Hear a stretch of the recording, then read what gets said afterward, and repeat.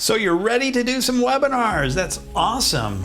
Well, in this video, I'm going to go over the 11 do's and don'ts to make sure that your next webinar presentation sells. Hey, it's Tom Jacobs. Thank you so much for stopping by the channel. If this is your first time, this channel is all about presentation, performance, and profits, and helping you grow your better practice and your business so you can help more people. If you haven't done so already, why don't you just go ahead and hit that little subscribe button, because you will be notified every time new content is posted right here on YouTube. And I can't wait for you to check it out. If you're new, you might want to check out the playlist down below for new people. It has some of the best videos there, and you'll definitely want to watch those if you want to increase your business. Let's get right into the 11 do's and don'ts for your webinar sales presentation. And if the word sales kind of freaks you out a little bit, it's okay. Just accept it.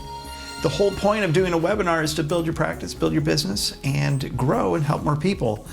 And sales is a part of that. And I don't really prescribe to the whole close them until they buy type of attitude. You should be giving some really great information and allowing people to purchase from you.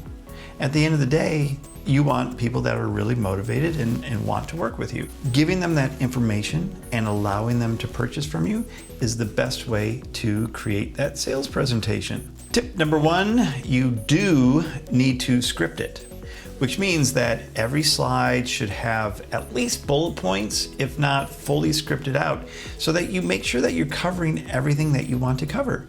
Especially if it's your first time doing a webinar, it can be a little nerve-wracking sometimes, and the technology can be confusing. So making sure that you have it scripted out, but you don't sound scripted. So that's like tip number two. Maybe that's like tip 1A. You don't want to sound scripted. I actually recorded another video. I'll put a card right up here so that you can check that out on how not to sound scripted. Tip number two is you don't want to read it while you're going through the webinar, because you absolutely need to be on camera so it doesn't appear like you're reading from a script. And while you'll have your presentation up on screen, you always need to make yourself visible. If you're hiding behind the presentation, people are going to pick up on that, and they're going to be like, well, who is this person? Why aren't they showing their face? And definitely at the first part of the webinar, you want to make sure it's full screen and that you are visible to your prospects as they join the webinar. Well, cool. I put together a little 3 keys to selling booklet I'd love for you to have. I'm going to put a link down below. All you need to do is just fill in your details, and I will email that 3 keys to doubling your sales in the next 6 months.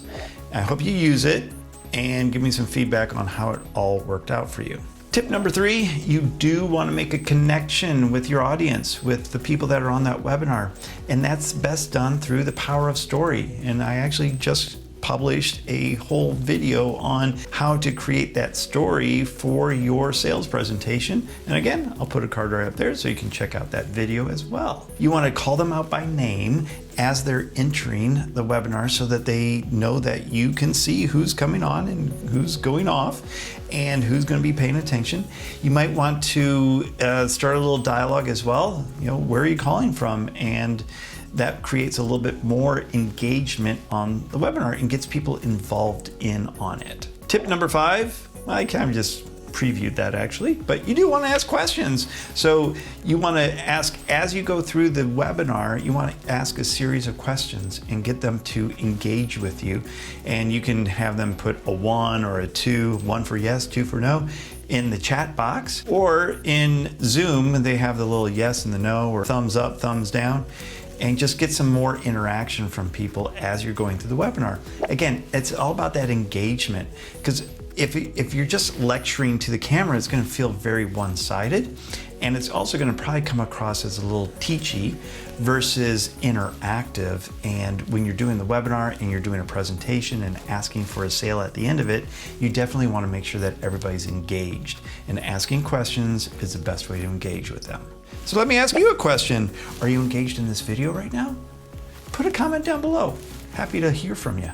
Tip number 6, you definitely want to use some slides, but don't overuse the slides. You want to use them as emphasis so that people keep track of the points that you want to go through, but you don't want to put a bunch of text so that they're reading the text while you're talking, because a lot of times if people are reading, they're not listening.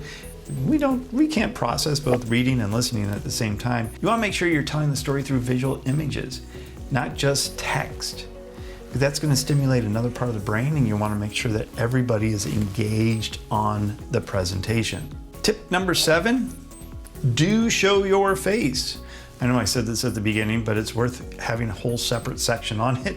You definitely want to show your face at the beginning, halfway through, definitely at the end, because people, again, need to know, like, and trust you and see that you're a real live person.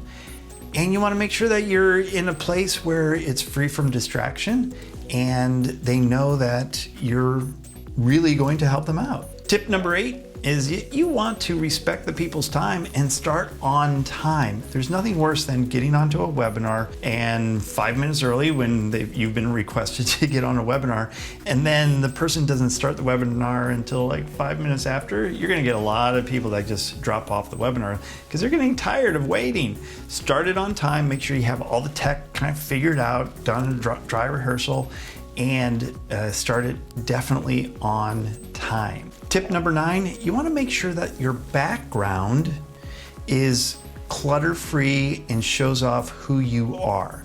So if you have diplomas, you want to make sure that they are on the wall. If you have just a blank wall, it's a little boring. You might want to put a plant, maybe a light, maybe a picture, something that makes it a little bit more interesting to look at. I mean, I was on a webinar recently and there was a ceiling fan that just kept going over and over and over and over on the person.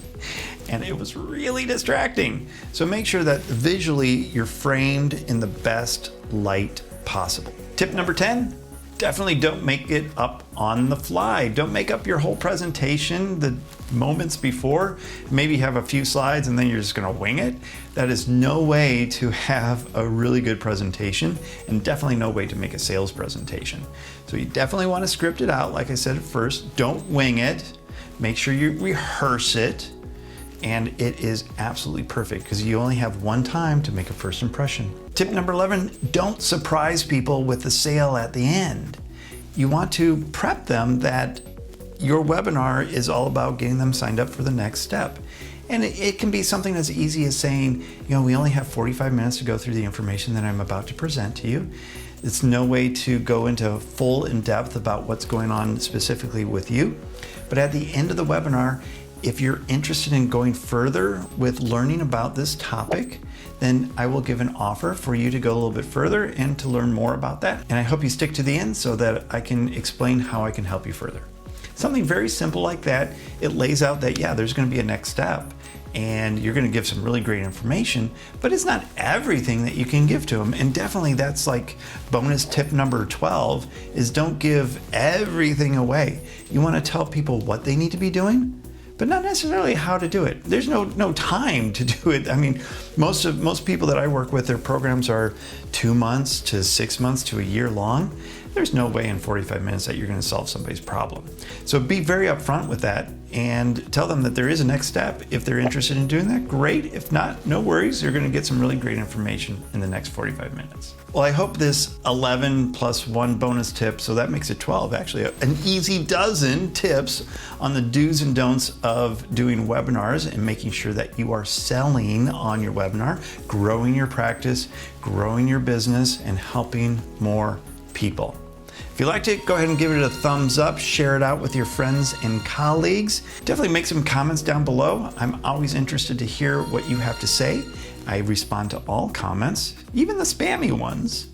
So go ahead and make a comment down below, and if you'd like to see anything special, just let me know and I'll be happy to include that in future videos. And if you haven't done already, please make sure you subscribe there so you get notified every time new content is posted. I'm going to put some other videos right here, and here so that you can learn a little bit more about what I do, because it's all about presentation, performance, and profits. So until next time, you have a great day.